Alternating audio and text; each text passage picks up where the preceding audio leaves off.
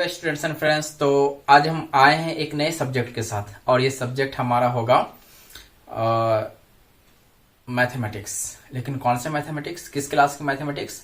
तो आज होगा ये DLED, बिहार यानी BSCB Bihar school examination board ने DLED का एक फॉर्म निकाला था अभी ऑनलाइन, और उसमें जो है वो है संयुक्त प्रवेश परीक्षा यानी कंबाइंड इंट्रेंस टेस्ट लिया जाएगा।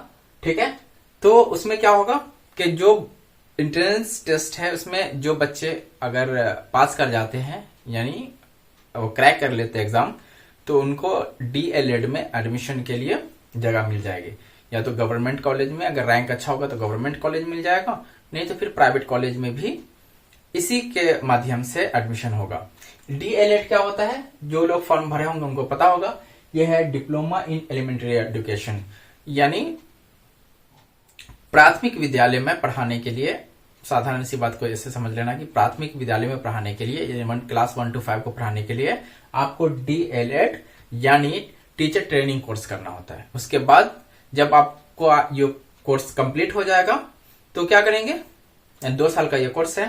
पहले तो ये इंट्रेंस टेस्ट निकाल लेंगे। जब इंट्रेंस टेस्ट निकाल लेने के बाद क्या होगा? आपका एडमिशन होगा, 2 साल का क्लास होगा, 2 साल पढ़ेंगे, उसके बाद आप पास कर जाते हैं तो फिर आपके लिए CTET यानी सेंट्रल टीचर एलिजिबिलिटी टेस्ट या BTET है ना, यानी बिहार टीचर एलिजिबिलिटी टेस्ट, या अलग अलग जो स्टेट अपना टीचर के रिक्रूटमेंट के लिए टेस्ट लेते हैं वो करना होगा। तो इसमें हम लोग देखते हैं ये जो हम बेसिकली जो ले रहे हैं वो किस बुक से ले रहे हैं? यूनिक का जो है गाइड है, उसी बुक से हम लोग लेंगे, क्योंकि कोई ना कोई हमारे पास बुक होनी चाहिए। लेकिन इसमें कोई परफेक्ट बुक नहीं है बिहार स्कूल एग्जामिनेशन बोर्ड की तरफ से। तो अक्सर जगह पे बिहार में ये यूनिक का गाइड चलता है, ये देख लेंगे आप, यही तस्वीर है इसकी। ठीक है, तो ये वाली बुक आप ले सकते हैं। ये 2023 का है, यानी 2023 में यानी 2023 में एग्जाम होगा। तो ये एग्जाम जो होगा वो 120 मार्क्स का होगा, 120 मार्क्स का। कैसे कैसे होगा? सामान्य हिंदी या उर्दू 25 मार्क्स के होंगे, एक एक नंबर का क्वेश्चन होगा। ठीक है, तो या तो हिंदी जो लिए होंगे उसको हिंदी का क्वेश्चन का आंसर देना होगा, जो उर्दू लिए हैं उनको उर्दू का देना पड़ेगा। यानी जनरल हिंदी या जनरल उर्दू 25 मार्क्स का पूछा जाएगा। गणित जो है वो मैथमेटिक्स है, वो 25 मार्क्स का है, और विज्ञान यानी साइंस 20 मार्क्स का है, और सामाजिक अध्ययन यानी सोशल साइंस जो है या सोशल स्टडी 20 मार्क्स का है, और सामान्य अंग्रेजी यानी जनरल इंग्लिश भी पूछा जाएगा, 20 नंबर का क्वेश्चन होगा, और रीजनिंग जो है वो 10 नंबर का पूछा जाएगा। तो हम जो मैथ को, आपको पता होगा कि हम इंग्लिश का ही क्लास ले रहे हैं, लेकिन अब हम लोग पहले गणित का अभी इसमें क्लास होगा। हम 3 सब्जेक्ट का इसमें क्लास आप लोग को दे देंगे। एक गणित का, दूसरा इंग्लिश तो हमारा क्लास है ही, जो हम पढ़ाते आ रहे हैं। इसमें हम लोग स्पेशल जो इस बुक में दिया हुआ है, यूनिक के बुक में, इसको हम लोग कवर करेंगे इंग्लिश क्लास में, और रीजनिंग का भी हम लोग क्लास कवर करेंगे। यानी ये जो है ये 25, 20, 45 एंड 10, 55 मार्क्स को हम लोग कवर करेंगे। और बाकी सब ये जो उर्दू है, उर्दू वाले आप देख लेंगे, वीडियोस देख लेंगे किसी का, और ये जो सामाजिक अध्ययन वो देख लेंगे, विज्ञान है ये देख लेंगे। यानी आपको फ्री ऑफ कॉस्ट सब सारा का सारा क्लास मिल जाएगा। तो हम लोग देखेंगे, हम शुरू करना चाहते हैं गणित को, क्योंकि इंग्लिश तो चल ही रहा है, वो चलता रहेगा, जो हम पढ़ा रहे हैं वो देखना है वीडियो। और जो प्रॉब्लम होगा और जो इसमें जब एग्जाम का समय आएगा तो इसमें जो चीज होगा जो यूनिक के बुक में दिया हुआ है गाइड में, हम उसको कवर करेंगे इंग्लिश में, फिर रीजनिंग भी पढ़ाएंगे। तो अभी हम लोग मैथ को कवर करेंगे, यानी इंग्लिश का जो क्लास हो रहा है वो उसे देखना है, वो कवर होगा सब कुछ। इंग्लिश जनरल इंग्लिश पढ़ना है ना, सामान्य अंग्रेजी है वो पढ़ना है, और गणित को हम शुरू कर रहे हैं। यानी 2 सब्जेक्ट आपको वीडियोस मिलेंगे, 2 सब्जेक्ट का। ओके, तो मुझे उम्मीद है कि आप इस पर मेहनत करेंगे, और जरूर जिसने भी इस एंट्रेंस टेस्ट को देने के लिए फॉर्म भरा है, अगर मेहनत करेंगे तो निकलेगा। ओके, तो फिर हम लोग आगे देखते हैं मैथ्स में क्या पढ़ना है। मैथ्स में है पहला जो चैप्टर है वो नंबर सिस्टम का है। हमने PDF में रखा है इस बुक को, ये यूनिक की बुक है आपके पास, ये वाली बुक देख लीजिएगा। और ये है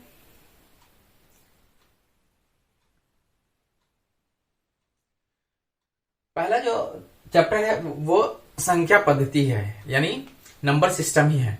तो हमने बहुत पहले एक वीडियो डाला था नंबर पे ही, तो अगर उसको देख लेंगे आप, कुछ 15-20 मिनट का मेरे ख्याल से वीडियो है, अगर वो आप वीडियो देख लेंगे तो आपको नंबर कंफर्म हो जाएगा। नंबर सिस्टम जो है वो नंबर क्या है, संख्या क्या है, कितने प्रकार की होती है, और सारे का सारा उसमें पूरे डिटेल्स से बताया गया है।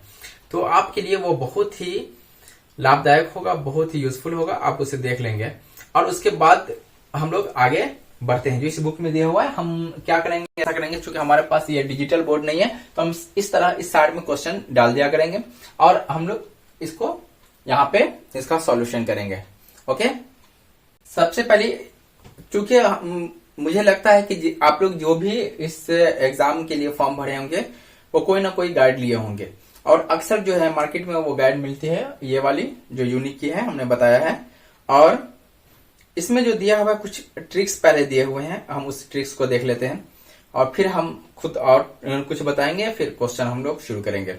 लिखा है किसी पहाड़ा का योगफल जो होता है, लिखा है क्या, लिखा है किसी पहाड़ा का योगफल, किसी पहाड़ा का योगफल जो होता है, किसी भी पहाड़ा का योगफल होगा वो 55 यानी 55 गुने पहाड़ा की संख्या, 55 गुने पहाड़ा की संख्या होती है। एक ऐसे क्वेश्चन आते हैं। तो देखें 55 गुने पहाड़ा की संख्या क्या होती है। मान लिया कि किसी पहाड़े का योगफल, यानी हमने 2 का पहाड़ा पढ़ना है, 2 दूनी 4, 2 तिहाई 6, 2 चौका 8, 2 पंचे 10, 2 छक्के 12, है ना, 2 सत्ते 14, 2 अठे 16, 2 नमा 18, 2 दहाई 20। तो इसका योग कितना होगा ये निकालने के लिए हम इस फॉर्मूला का यूज कर सकते हैं। यानी किसी पहाड़ा का योगफल बराबर होगा 55 गुने पहाड़ा की संख्या। यानी किसका पहाड़ा हमने लिखा है, 2 का पहाड़ा लिखा है, तो 2 से गुना करेंगे तो 2 पंचे 10 की 0 हासिल 1, 2 पंचे 10 से 11, कितना आसानी से निकल गया 110। और किसी पहाड़ा का अगर हम इस तरह से निकालेंगे तो पहले उस पहाड़ा को लिखना होगा, फिर उसको जोड़ना होगा। अगर हम जोड़ेंगे तो वो 110 आ जाएगा, लेकिन ये लॉन्ग प्रोसेस होगा। ये सिर्फ 55 गुने पहाड़ा की संख्या, यानी 5 का अगर लिखेंगे 5 के पहाड़ा में, पहाड़ा को अक्सर यही माना जाता है कि हम लोग 10 तक ही पढ़ते हैं। तो अगर 5 का पहाड़ा का जो संख्या है उसको हम लोग जोड़ेंगे तो कितना आ जाएगा, तो 55 गुने 5 कर देंगे, हमारा आंसर आ जाएगा। देखिए 4 2 6, 6 12 8 20, 2 22, 4 26 और 6 32, 8 40 का 0 हासिल 4, 4 1 5, 1 6 1 7 8 9 2 11 आ गया ना। तो ये शॉर्ट में है कि किसी पहाड़ा का योगफल हम लोग इस तरह से निकालेंगे। ओके, फिर हम लोग नेक्स्ट देखते हैं क्या है। अभी हम लोग उसी ट्रिक्स को ले रहे हैं जो इस बुक में दिया हुआ है। ओके, दूसरे नंबर पे है इस बुक में जो ट्रिक दिया है वो है कि लिखा है कि लगातार n तक की सम संख्याओं का योगफल, लगातार n तक की सम संख्याओं का योगफल, सम संख्याओं का योगफल। अब देखेंगे कि सम संख्या क्या होती है। सम संख्या आपको पता होना चाहिए, अगर नहीं है तो हमने कहा है कि हम जो नंबर सिस्टम को पढ़ाया है, नंबर को पढ़ाया है, उस वीडियो को देख लेंगे, सारी की सारी संख्या आपको पता चल जाएगी कौन कौन से उसके कांड होते हैं। ओके, अगर कोई प्रॉब्लम है तो फिर से हम लोग इसको यहां पर देख लेंगे। सम संख्या उसको कहते हैं जो 2 से विभाजित हो जाए, यानी 2 से फुली डिविजिबल होगी, तो हम उसको क्या कहते हैं, सम संख्या। जैसे 2 4 6 8 10 12 14 ये सब क्या है, सम संख्या है। तो लिखा है कि लगातार n तक की सम संख्याओं का योगफल। मान लिया कि हम लोग क्या लिखते हैं, बराबर, पहले इसको फॉर्मूला को देख लेते हैं, n इंटू n प्लस 2/4 होता है। तो जैसे 2 4 योगफल निकालना है, प्लस 6 प्लस 8 प्लस 10, तो इसको हम लोग जोड़ करके लिखेंगे। तो 4 2 6 6 6 12 8 20 10 30, 4 2 6 6 12 8 20 10 30। अगर हम इसमें लिखेंगे तो क्या हो जाएगा, ये n, यानी इसमें कितने हैं, लास्ट अंक कितना कौन सा है, 10 है, तो हम लिखेंगे 10। जहां इसमें ऐड होगा जहां n अंतिम संख्या है, जहां n अंतिम संख्या है। तो अंतिम संख्या क्या है, अंतिम संख्या को यहां से उठा लेना है। लेकिन लगातार जहां से शुरू होता है वहां से के लिए ये फॉर्मूला है, ठीक है ना, ये भी याद रखना है।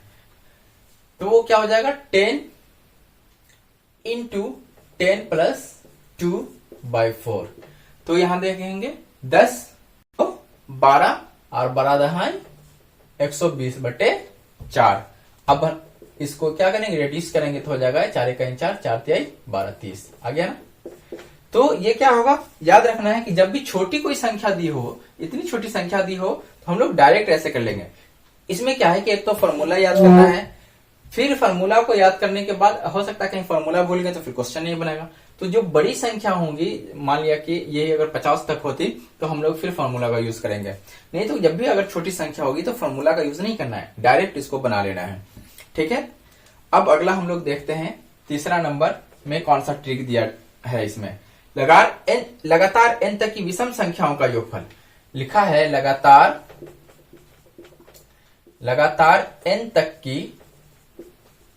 की विषम संख्याओं का योगफल, विषम संख्याओं का, ये क्या है, सम संख्याओं का योगफल, यह है विषम संख्याओं का योगफल। लगातार n तक की विषम संख्याओं का योगफल क्या हो जाता है, n क्या है, जहां n है, जहां n अंतिम संख्या है, जहां n अंतिम संख्या है, जहां n अंतिम संख्या है। तो अब हम लोग देख लेंगे विषम संख्या कहां से स्टार्ट होती है, 1 से। 1 3 5 7 9 11 11 13 15 है ना, इस तरह से बढ़ती जाएगी। लेकिन 15 तक का अगर कहेगा कि इसका योग निकालना है तो हम लोग शॉर्ट में, यानी जो फॉर्मूला होता है, ट्रिक होता है, उसको हम लोग कैसे निकालेंगे। तो फॉर्मूला होता है लगातार n तक की विषम संख्या का योगफल बराबर होता है n प्लस 1 का होल स्क्वायर बटे 4। याद रखना है, n प्लस 1 का होल स्क्वायर बटे 4। तो हम लोग n कहा, जहां अंतिम संख्या कितनी है, 15। तो हम लोग 15 या तो लिखेंगे या कम से कम लिखने की कोशिश करना है, ज्यादा से ज्यादा लिखेंगे नहीं, क्योंकि बहुत कम समय में, कम वक्त में हमें क्वेश्चन ज्यादा से ज्यादा बनाना है। मान लिया कि अगर ये 120 नंबर का क्वेश्चन है और इसके लिए दिया जाएगा आपको 2.5 घंटा यानी 150 मिनट। क्योंकि क्वेश्चन आसान होते हैं, सब बना लेंगे, लेकिन उसमें टाइम टेकन होता है। यानी अगर समय आप ज्यादा दे देते हैं, क्योंकि मैथ ही सबसे ज्यादा समय लेता है, तो अगर समय आपको ज्यादा लग जाएगा फिर क्वेश्चन आप कम अटेम्प्ट कर पाएंगे। तो कम समय में, तो अगर हम माइंड में रखेंगे इसको तो यहीं पर डायरेक्ट लिखेंगे। जैसे एक स्टेप छोड़ सकते हैं, ये 15 16 का स्क्वायर बटे 4 कर लेंगे, तो क्या हो जाएगा, ये 16 का स्क्वायर बटे 4। तो हम लोग क्या कर लेंगे, यहीं पर दिमाग में आ जाएगा 15 1 16, 16 का स्क्वायर बटे 4। 16 का स्क्वायर अगर याद है तो क्या करना है, आप लोगों के लिए हम क्या कर देते हैं, ये कि कम से कम, चूंकि 10 तक का तो स्क्वायर याद ही होगा, है ना, जैसे 9 9 81 10 10 100, ये सब याद होगा। चूंकि 10 तक का पहाड़ा आसान होता है तो याद होता है। याद करना है 11 से लेके कम से कम 50 तक के स्क्वायर को याद कर लेना है। जैसे 11 का स्क्वायर क्या होता है, 121 होता है। 12 का कितना होता है, 144 होता है। 13 का स्क्वायर कितना होता है, 169 होता है। इस तरह से इसको याद कर लेना है, कहां तक, 50 तक। क्योंकि हम शॉर्ट में स्क्वायर निकालना सिखाएंगे, लेकिन अगर आपको याद होगा तो फिर वहां शॉर्ट में निकालने की जरूरत नहीं होगी। माइंड में जो बात रहती है उसे एक बार रिमाइंड करेंगे, फौरन हम लिख देंगे, है ना। लेकिन अगर उस वक्त हम बनाना शुरू करेंगे फिर स्क्वायर, तो हमें दिक्कत हो जाएगी। तो याद रखना है। तो 16 का कितना होता है, 256 यानी 256। 16 का स्क्वायर कितना होता है, 256 बटे 4। 4 से हम भाग कर देंगे इसको, तो 4 6 24, 1 पे 6 16, 4 चौका 16, 64 आ गया। देखते हैं इसको जोड़ करके 64 आना चाहिए। तो 3 1 4, 5 4 9, 9 7 16, 16 9 25, 1 26, 10 36, 7 3 39, 39 और 10 49, 49 5 54, 10 64। ओके, ये सही है। तो आ गया। इस तरह से ट्रिक बनाया जाता है। तो आप लोग इस ट्रिक पे ट्राई करना है, इसको याद करना है, प्रैक्टिस कर लेंगे, फिर वहां आसान होगा। लगेगा ओह इसको याद रखेंगे तो कितना टाइम लगे, फिर भी हम बता रहे हैं। देखिए ये कम संख्या है तो इसमें फॉर्मूला नहीं लगाएंगे, छोटी संख्या होगी फॉर्मूला लगाएंगे, हमारा टाइम ज्यादा ले लेगा, क्योंकि एक फॉर्मूला याद रखना होगा। और दूसरी की बात है कि जब तक हम लोग इतना काम करेंगे फौरन जोड़ के लिख सकते हैं। ये संख्या जब बड़ी होगी, 50 तक दे देगा, 60 तक दे देगा, 70 तक दे देगा, तो फिर हमें मजबूरी हो जाएगी, हम फॉर्मूला पे डाल के बनाएंगे तो आसानी से बन जाएगा। याद रखना है, ठीक है ना। तो कभी भी हम लोग फॉर्मूला कब यूज करेंगे, जब क्वेश्चन बड़ा हो, यानी ये नंबर संख्या बड़ी दी होगी तो हम लोग क्या करेंगे, फॉर्मूला का यूज करेंगे। छोटा होगा तो हम लोग फौरन ऐड करेंगे, लिख देंगे, ठीक है, वो आसानी होगा। क्योंकि हमें समय बचाना है, हमें ज्ञान नहीं दिखाना है ना, याद रखना है इस बात को। अगला ट्रिक देखते हैं हम लोग। लगातार n तक की प्राकृत संख्या, लगातार n तक की प्राकृतिक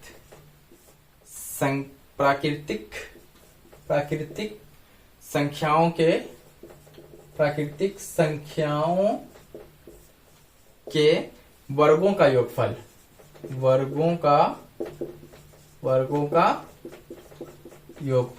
लगातार n तक की प्राकृत संख्या के वर्गों का योगफल n into n plus 1 into 2n plus 1 by 6।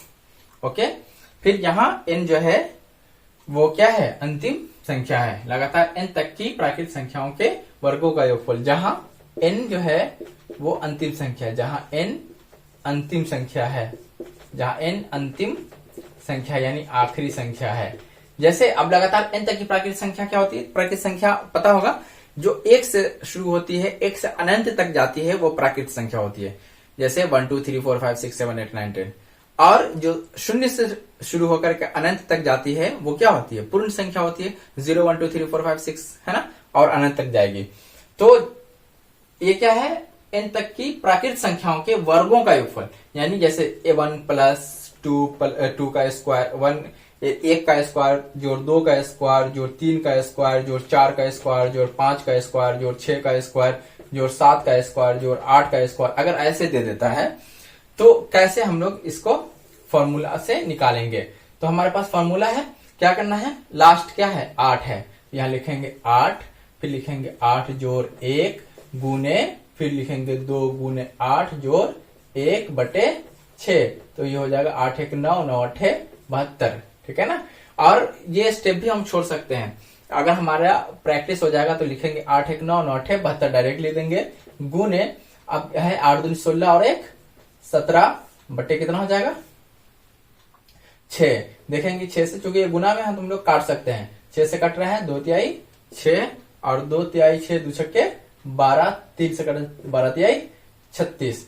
अब 12 को 17 से गुना करना है, ठीक है ना। तो 12 को 17 से गुना करना बहुत आसान होता है। तो क्या हो जाएगा, 12 सत्ते 84 के 4 हासिल 8, 12 का 12 और 8 20 204। अब हम लोग अगर ये फॉर्मूला याद नहीं होगा तो हम लोग इसको बनाएंगे, तो इसको बनाएंगे तो क्या हो जाएगा, 1 का स्क्वायर करेंगे तो 1 प्लस 2 का स्क्वायर करेंगे, 2 का वर्गमूल क्या होगा, सॉरी 2 का वर्ग क्या हो जाएगा 4, 3 का वर्ग हो जाएगा 9, 9 का वर्ग 4 का वर्ग 16 हो जाएगा, 5 का वर्ग 25 हो जाएगा, 6 का वर्ग 36 हो जाएगा, 7 का वर्ग 49 हो जाएगा और 8 का वर्ग 64 हो जाएगा। फिर सबको क्या करेंगे, जोड़ देंगे, तो ये हो जाएगा 4 1 5 9 5 14, 14 6 20, 5 25, 25 6 31, 9 40, 4 44 के 4 हासिल 4 और दूसरी संख्या लेंगे 4 8 1 5, 5 2 7, 7 3 10, 4 14, 14 6 20, ये हो गया 204। तो फिर हम बता रहे हैं जब ये छोटी संख्या होगी तो डायरेक्ट इस पे निकाल लेंगे, है ना। और जब ये बहुत बड़ी होगी, मतलब 20 तक दे देंगे, 30 तक 40 तक रहेगा, तो फिर हम लोग इस फॉर्मूला का यूज करेंगे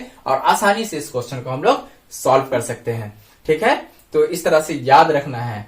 अगला हम लोग देखते हैं कौन सा ट्रिक दिया हुआ है, ये सब बुक में ही दिया हुआ है ना, आपकी बुक में ही है, ये सिर्फ हम लोग एक एग्जाम्पल लेके इसमें ऐड कर देना है। ये बातें लिखी हुई है आपकी बुक में फॉर्मूला, अगर ये बुक आपके पास यूनिक की है तो, अगर नहीं भी है तो कोई बात नहीं है, आप यहां से नोट करके काम चला लेंगे, ठीक है। कोई जरूरी नहीं कि बुक को खरीदना ही होगा, क्योंकि हम जो भी क्वेश्चन बनाएंगे आपके बोर्ड पे वो क्वेश्चन रहेगा, तो टेंशन लेने की बात नहीं है। अब हम लोग अगले ट्रिक को देखते हैं। अगला ट्रिक कौन सा दिया हुआ है,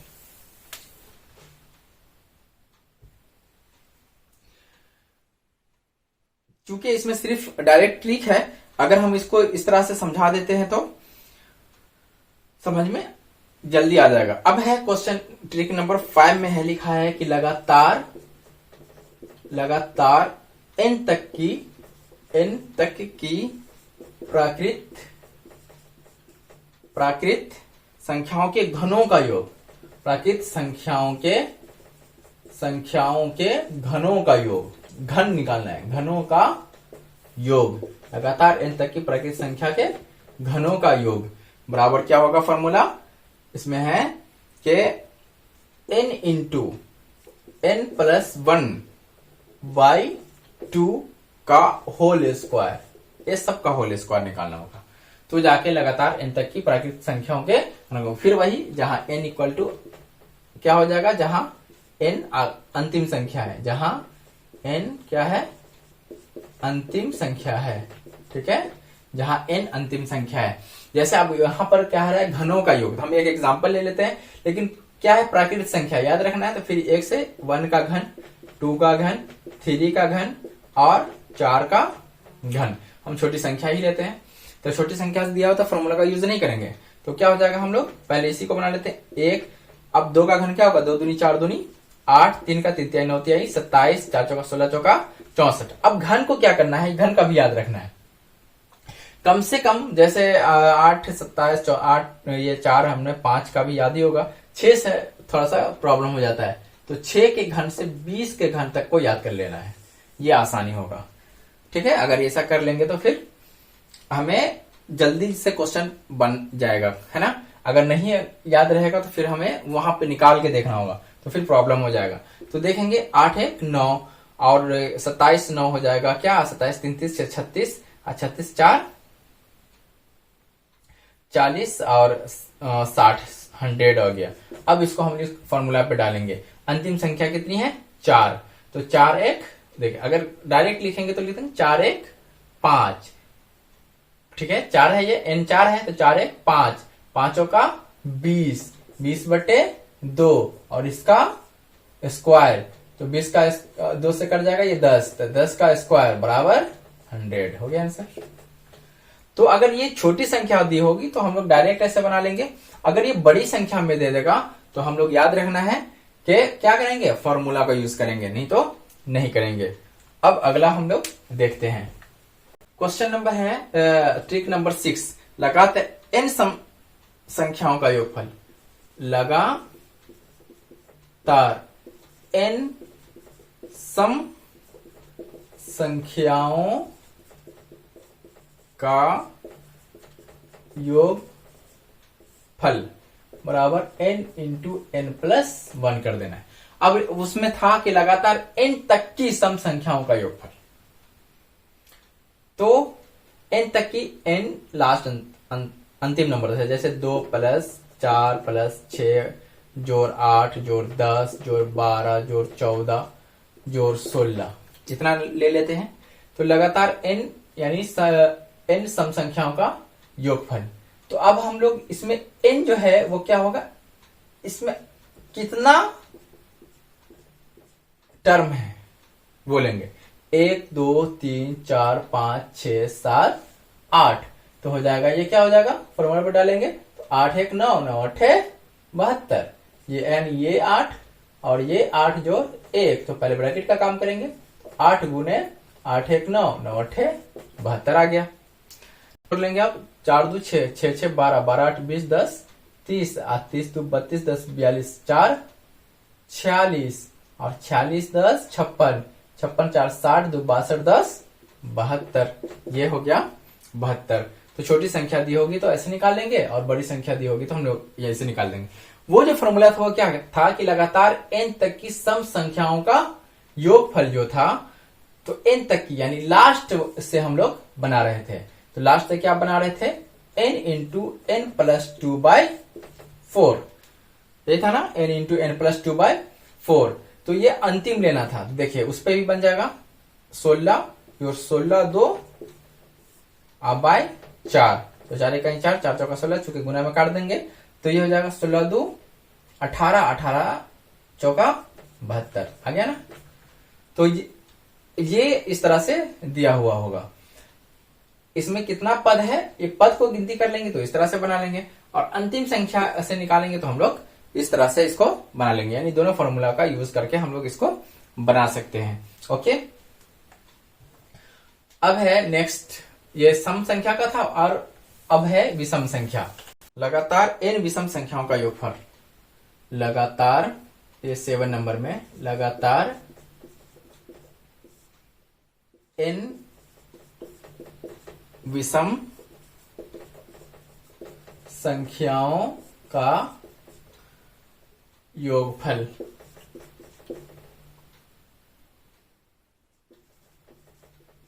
बराबर होगा n का स्क्वायर।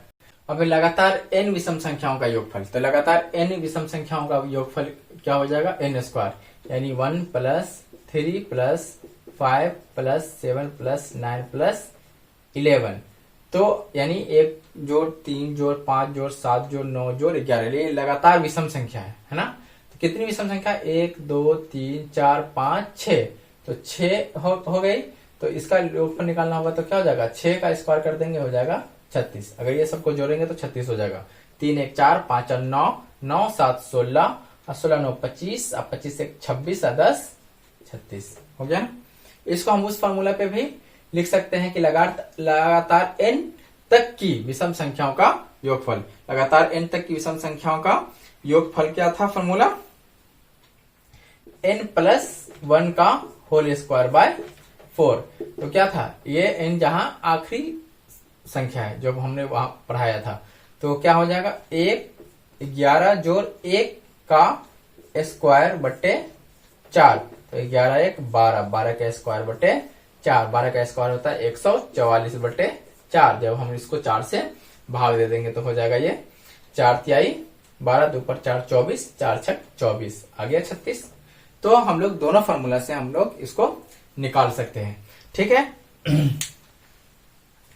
अब हम कुछ और ट्रिक बता रहे हैं जो इस बुक में नहीं है, उसको थोड़ा सा याद रख लेना है, बहुत आसान है, ठीक है। हम लोग मल्टीप्लाई का ट्रिक बता रहे हैं। 11 से जब किसी संख्या को मल्टीप्लाई करते हैं तो क्या होता है, 11 से क्या हो जाएगा,